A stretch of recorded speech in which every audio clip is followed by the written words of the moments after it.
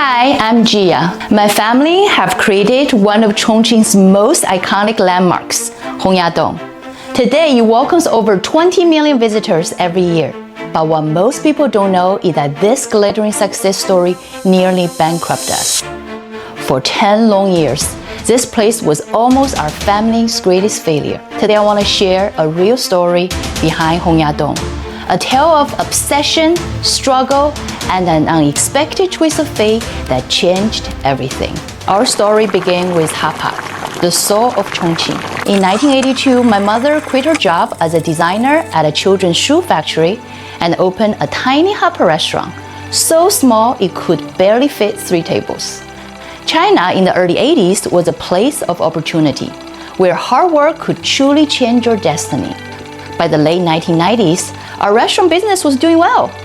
We had several Hotpot restaurants and a food factory.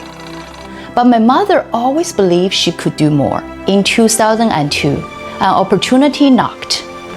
A plot of land in the Yuzhong district, perched on the cliff overlooking the Jiangling River, became available. It was a poor neighborhood though, where people still lived in traditional stilt houses clinging to the hillsides. The government didn't know what to do with the land, so they opened it up for public bidding. My mother saw a chance and submitted a proposal. She went up against 2 major shopping mall developers, companies with far more money and experience. But my mother had something they didn't: a vision. As someone who grew up in the Yuzhong district, she saw those stilt houses every day. She dreamed of recreating them as a modern architectural heritage site. I believe her passion convinced the government to take a chance on something truly unique. But at the time, every executive in our company, including my father, voted against the idea.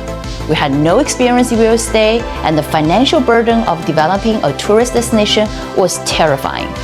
But my mother was as stubborn as her passion. Against all odds, she decided to take on the project. The next 4 years tested us like never before. Building a traditional Bayou-style architecture at this scale had never been done. Designs changed 5 times.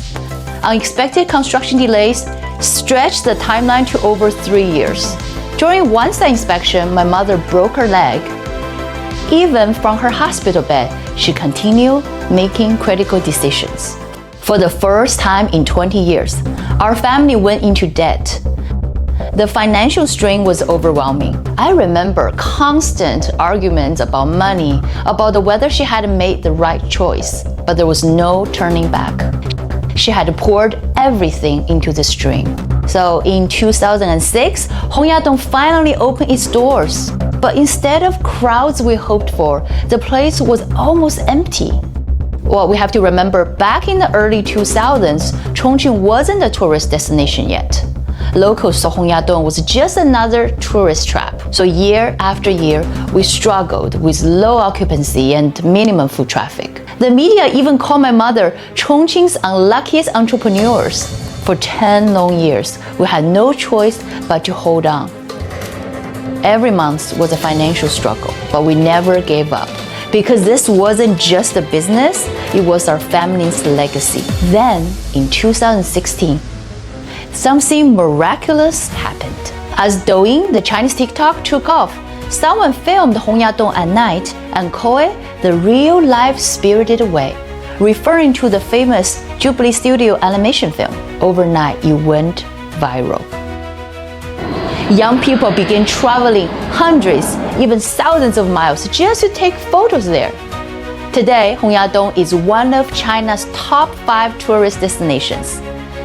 Just last year alone, over 20 million people walked through its door.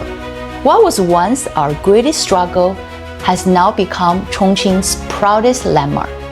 But this is more than a story about buildings. It's about preserving culture against all odds, about holding on to hope when everyone tells you to quit, and about how sometimes the world just needs time to catch up to your vision.